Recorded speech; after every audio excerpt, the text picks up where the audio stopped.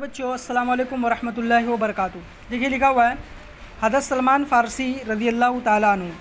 حضرت سلمان فارسی رضی اللہ تعالیٰ عنہ اصفہان کے ایک دیہات رام ہرمز کے رہنے والے تھے۔ ان کے باپ مجوسی تھے، ان کو لڑکیوں کی طرح گھر میں رکھتے تھے اور ان کے ذمے کام صرف یہ تھا کہ آتش کدہ کے آگ بجھنے نہ دیں۔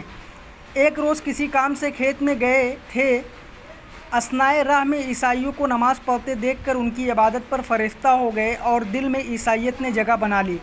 یہ دیکھ کر باپ نے ان کو قید میں ڈال دیا، لیکن عیسائیوں کے ساتھ کسی طرح بھاگ کر شام کے ایک بشپ کی خدمت میں پہنچے جو بہت بد اخلاق اور دنیا دار تھا۔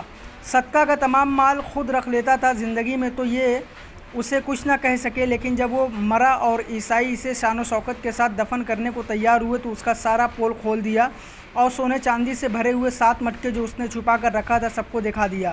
عیسائی یہ دیکھ کر دنگ رہ گئے اور اس سے اتنا ناراض ہوئے کہ اس کی لاش صلیب پر لٹکا دی اور اس کی جگہ دوسرا بشپ آیا۔ وہ عابد اور متقی تھا اور آپ سے محبت بھی رکھتا تھا۔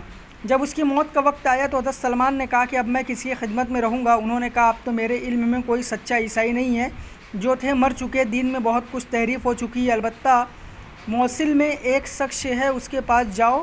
یہ اس کے پاس پہنچے، اس نے اپنے بعد عیسائیوں کے ایک پادری کے پاس جانے کو کہا اور اس پادری نے اپنے بعد اموریہ کے اسقف کے پاس جانے کو کہا۔ جب اموریہ کا یہ اسقف بستر مرگ پر پڑ گیا تو سلمان فارسی بہت افسردہ ہوئے۔ اسقف نے کہا بیٹا اب تو دنیا میں مجھے کوئی بھی ایسا نظر نہیں آتا کہ میں تجھے اس کے پاس جانے کا مشورہ دوں۔ عنقریب ریگستان عرب سے آخری نبی پیدا ہونے والے ہیں، ان کے دونوں شانوں کے درمیان مہر نبوت ہوگی اور وہ ہدیہ قبول کریں گے اور صدقے کو اپنے اوپر حرام سمجھیں گے۔ تم ان کے پاس ضرور جانا۔ یہ ایک عرصہ تک اموریہ ہی میں رہے، بکریاں پال لی تھی اور اسی پر ان کا گزارا تھا۔ ایک روز عرب تاجر کے ایک قافلے کو دیکھا تو کہا مجھے عرب پہنچا دو، میں اس کے صلے میں اپنی ساری بکریاں دینے کو تیار ہوں۔ انہوں نے ان کو ساتھ لے لیا، لیکن عرب پہنچتے ہی ان کو غلام بنا کر فروخت کر دیا۔ یہ مدینہ کے ایک یہودی کے باغ میں کام کر رہے تھے کہ نبی صلی اللہ علیہ وسلم کے بارے میں سنا اور تصدیق کے لیے آپ کے پاس پہنچے۔ جب نشانیوں سے اچھی طرح اطمینان کر لیا تو فوراً اسلام لے آئے۔ آپ بھی اس سبق کو آخر تک پڑھیے اور وائس کو ریکارڈ کر کے ہمیں سینڈ کریے۔